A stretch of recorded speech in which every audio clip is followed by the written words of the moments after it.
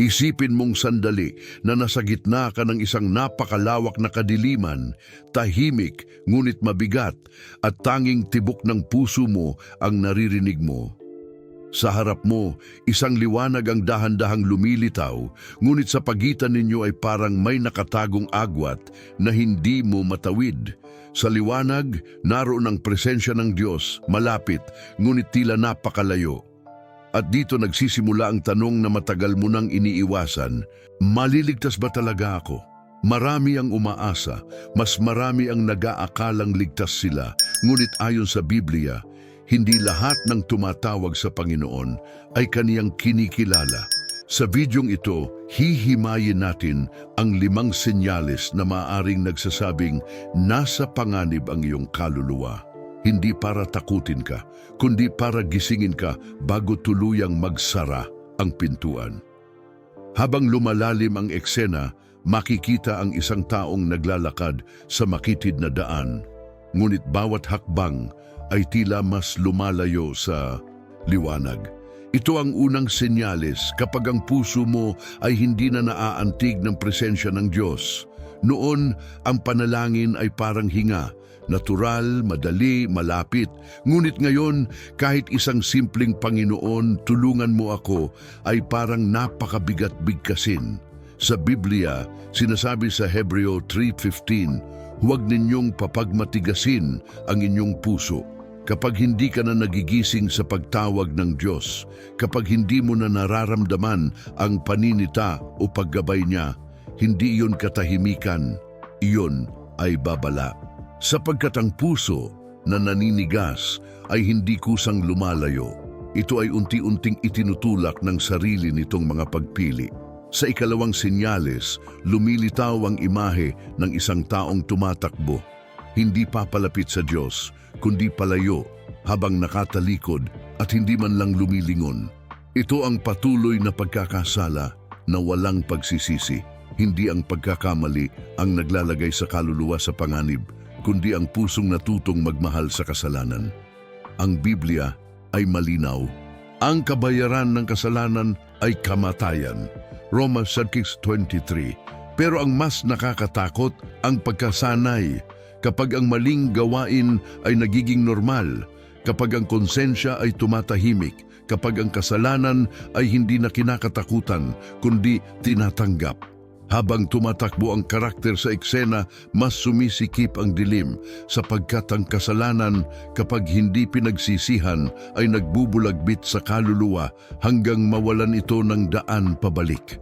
Sa ikatlong senyales, makikita ang isang taong nakaupo sa gitna ng maraming tao, nagtatawa, nagsasaya, ngunit ang mata ay tila pagod at nawawala. Ito ang senyales ng panlabas na kabanalan, ngunit panloob na pagkabulok. Ang pagiging Kristiyano ay naging titulo, hindi relasyon, gawain, hindi pagsamba, impression, hindi katotohanan. Sabi ni Jesus sa Mateo 15:8, pinararangalan ako ng mga labi nila, ngunit ang puso nila ay malayo sa akin. At ito ang pinakamasakit kapag ang tao ay marunong magmukhang banal sa harap ng iba, ngunit sa harap ng Diyos ay hubot-hubad ang kaluluwa. Walang peke sa Kanya. Walang lihim na hindi nakikita. Walang maskarang hindi bumabagsak sa Kanyang liwanag. Lumilipat ang eksena sa ika-4 na senyales.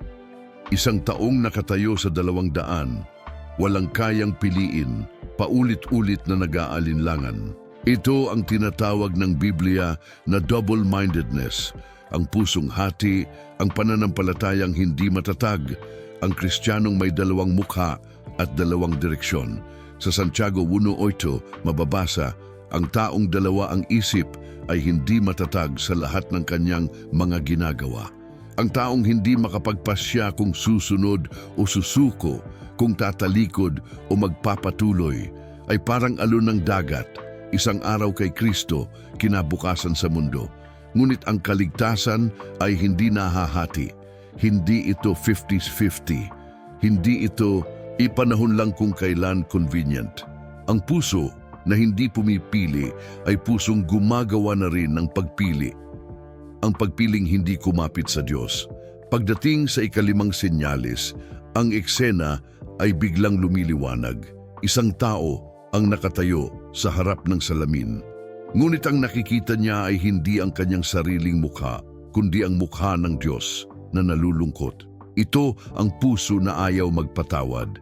Maraming nananalangin, nagbabasa ng Biblia, nagsisilbi pa, pero ang puso nila ay puno ng galit, tampo, hinanakit. Sa Marcos 11:25, malinaw ang salita, "Kapag kayo'y mananalangin, patawarin ninyo ang sino mang nagkasala sa inyo. Kapag ayaw mong magpatawad, dinidikit mo ang sarili mo sa bigat na hindi mo kayang dalhin, at ang bigat na iyon ay humaharang sa biyaya ng Diyos. Walang kaluluwa ang tunay na lumalaya habang may kinatatali ang pagkamuhi. Habang pinagsasama-sama ang 5 senyales sa iisang montage, biglang bumibilis ang musika at lumiit ang pagitan ng dilim at liwanag. Ang mensahe ay malinaw. Hindi mo ito pinapanood ng aksidente. Ang bawat Kristiyano ay dumadaan sa pagkatuyo, sa pagkakamali, sa pagkaligaw. Ngunit ang tanong ay, nanatili ka ba roon?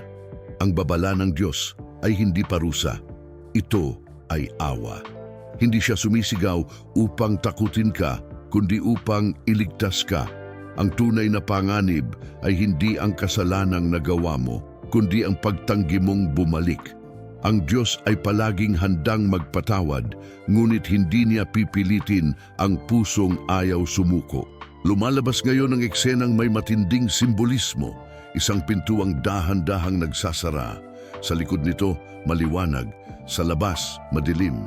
Binibigkas ang Mateo 10:13. Makipot ang pintuan at makitid ang daan na patungo sa buhay.